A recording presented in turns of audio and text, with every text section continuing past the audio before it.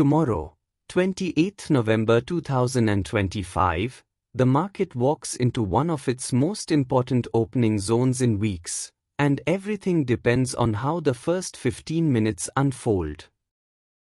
So before anything else, let me give you exactly what matters.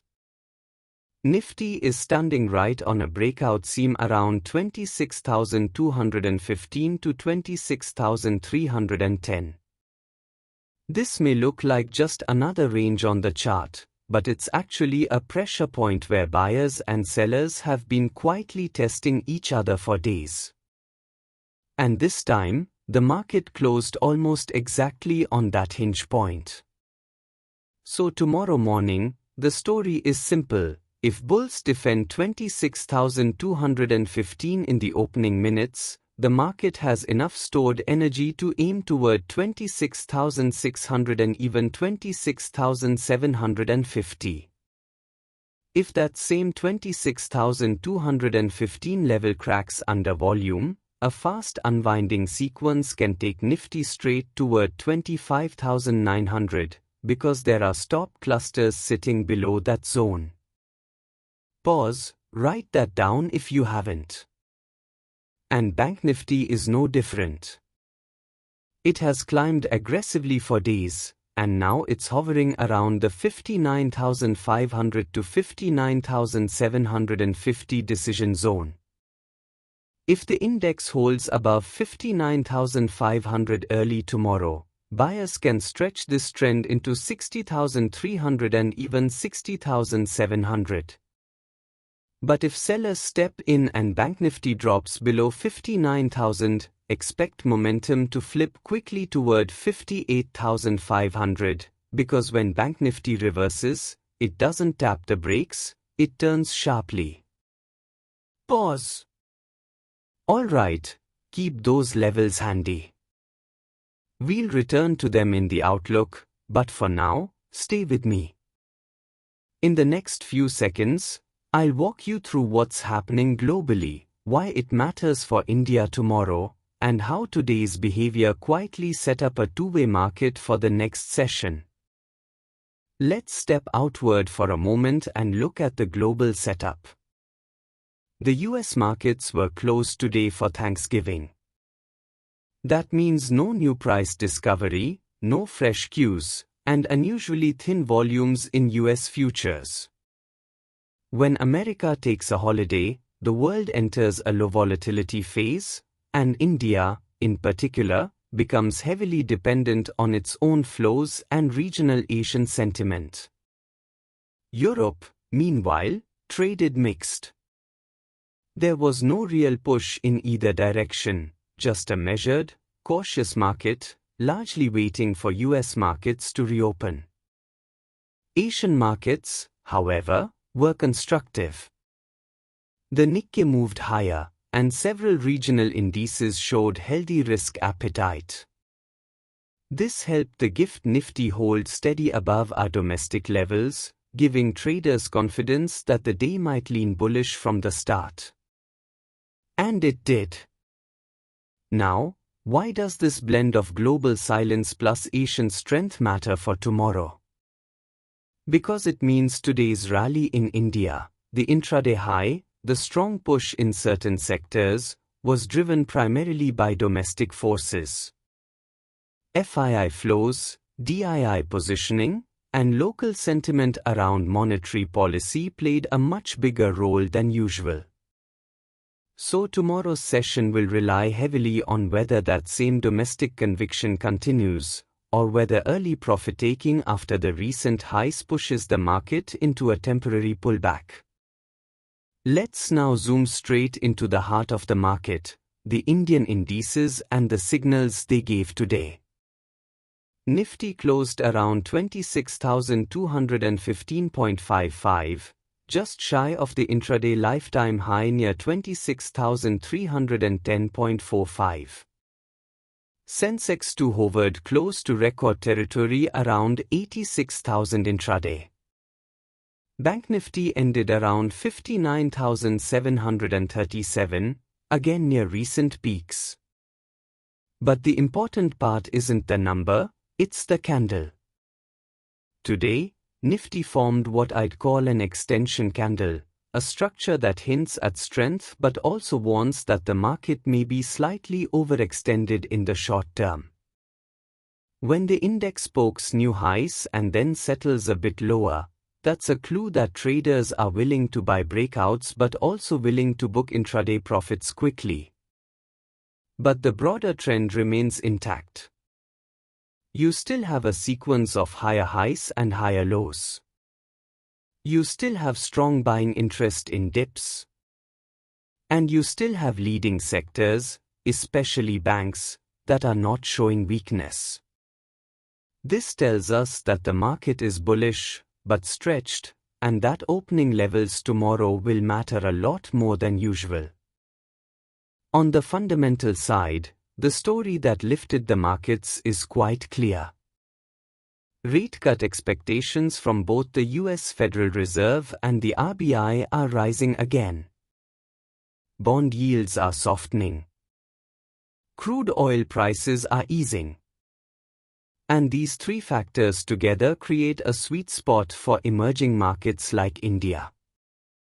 When yields fall and crude softens, risk appetite improves. Financials in particular love falling yields because it boosts net interest margin expectations over time.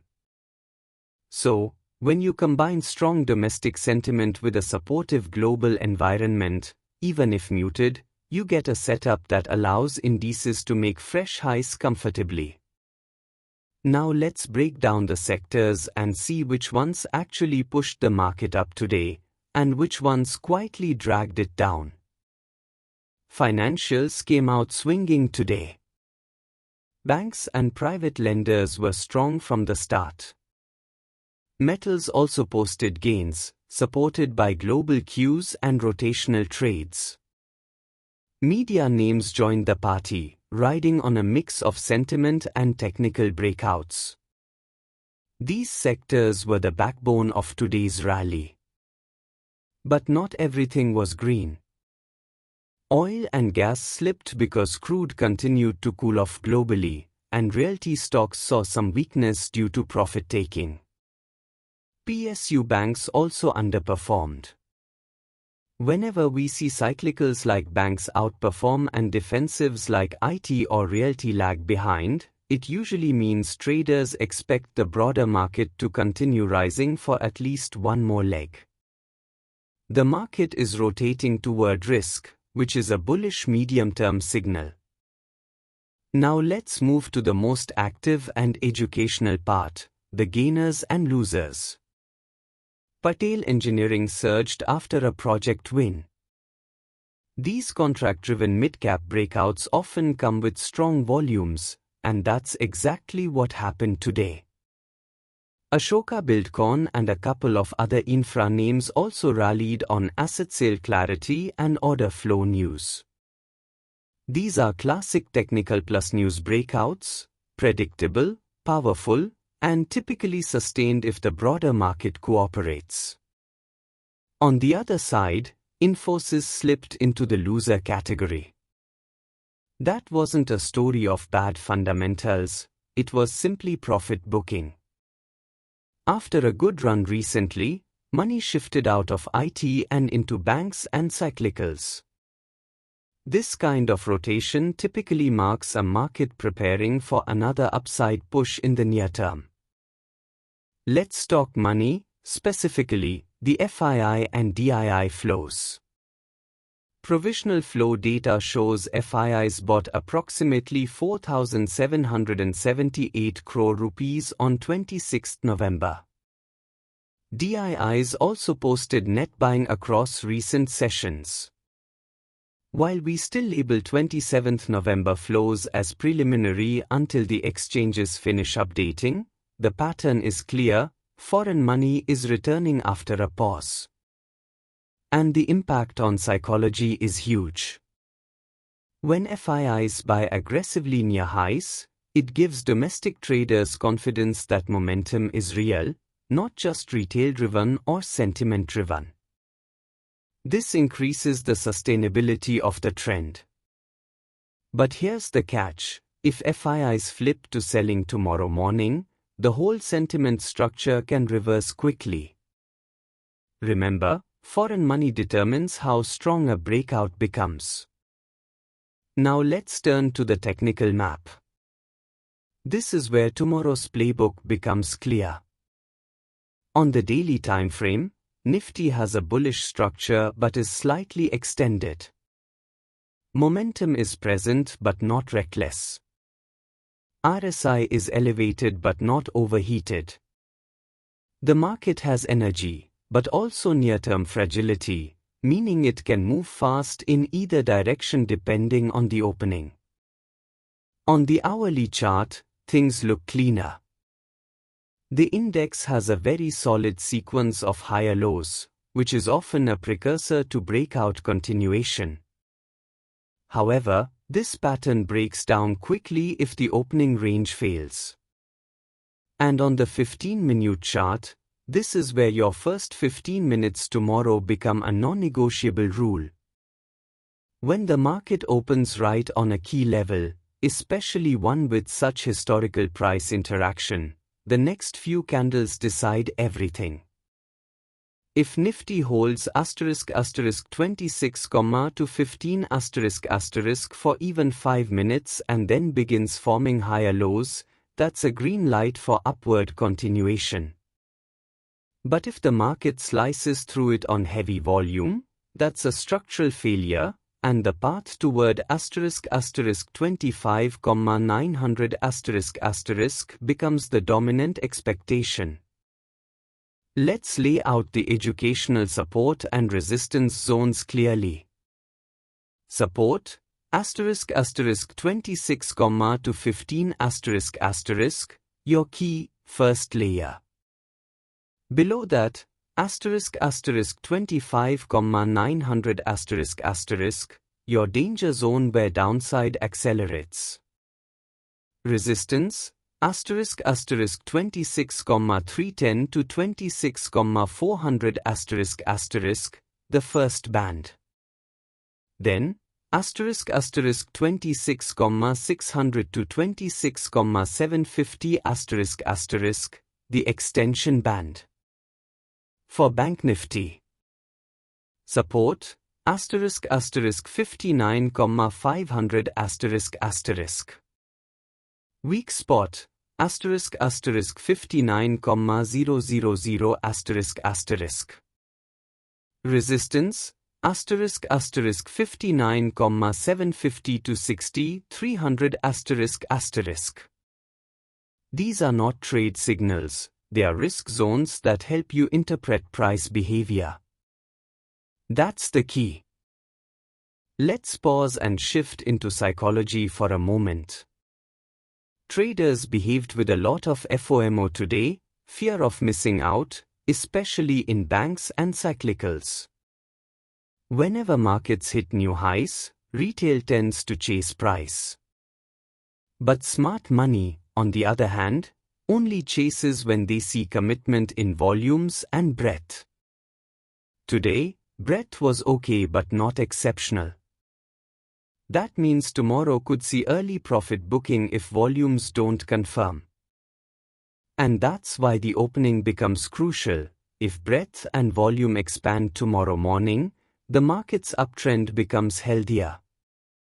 If breadth weakens and volumes drop, the market will consolidate or correct. Let's wrap this all into tomorrow's directional thinking.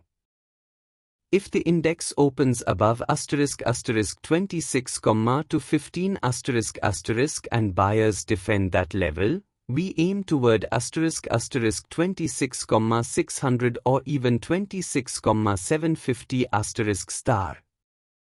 But if opening order flow pulls the index below *26, to 15 *, expect a fast slide toward *25, 900 *.